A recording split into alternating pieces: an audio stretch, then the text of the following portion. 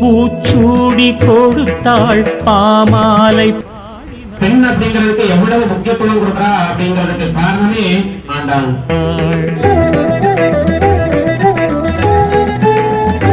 கோதை பூச்சூடி கொடுத்தாள் பாமாலை பாடினாள். நாடி தொழுதாள் நாரணன் தன்னை அடைந்தாள்.